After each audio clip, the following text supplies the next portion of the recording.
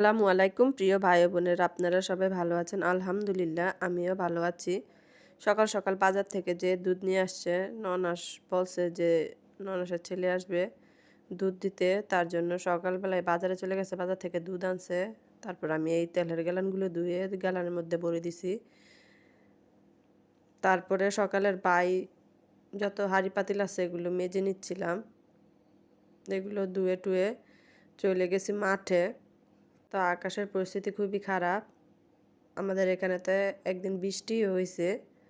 আর এদিকে সবাই ধনিয়া উঠা রাখছে, ধনিয়া ট্রাই করে, কিন্তু রোদ্রের কারণে ভালো মতো নিতেও পারতেছে না। এই যে ড্রামে বাইরে বেড়ে নিতে হয়। আমি গেছি আমার কিছু মটর গাছের মধ্যে দেখি মাশাল্লাহ মটর অনেক বাড়তি হয়েছে, তার জন্য গেছি তুলে আনতে।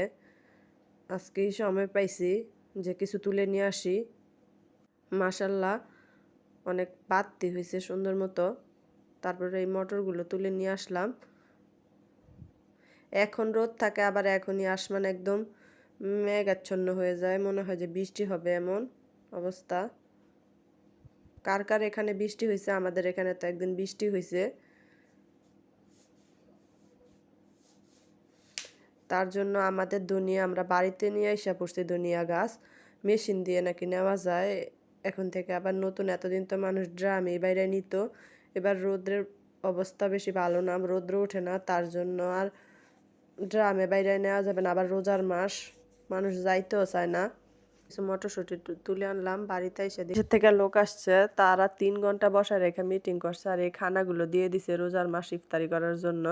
আর 300 টাকা করেও নাকি দিছে। তারপর আমি বিকালে রান্নার জন্য প্রস্তুতি নিতেছিলাম, পেঁয়াজ টেস্ট কেটে নিতেছিলাম। আগে থেকেই প্রস্তুতি নিতে হয়, না হলে দেরি হয়ে যায়। গোসল টোসল করে দুপুরে নামাজ পড়ে তারপরে এই কুটাকুটি শুরু করে দিছি রান্না করার জন্য। সব কিছু একদম কুটে ধুয়ে সব রেডি করে নিছি, এখন শুধু রান্না করার পালা। আর রোজার মাসে আমার মনে হয় যে রান্না একটু বেশি করতে হয়। আলুর চপ, পেঁয়াজু এগুলো বানাইতে গেলে অনেক সময় লাগে, তার জন্য প্রতিদিনই বানাই না, মাঝে মধ্যে বানাই, কিন্তু বানাইতে হয়। গেছি বিকালে, এই যে নাতিন কেমন করে শুয়ে আছে, আর আমার বড় জাল রান্না করতেছিল। দুপুরে রান্না করে নাই, আইসা দেখি যে বুবি নামাজে দাঁড়ায় গেছে।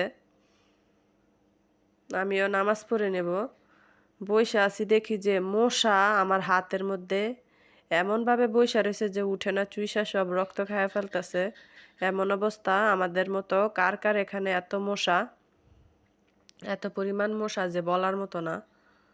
এই যে কি সুন্দর করে আমার হাতের মধ্যে বসে আছে। 3টা মশা বসছে, 2টা তো উইরা চলে গেছে, কিন্তু এটা একদম দেখেন কি সুন্দর করে আমার হাতে রক্তগুলি খাইতেছে। আজকে এই পর্যন্ত, আল্লাহ হাফেজ।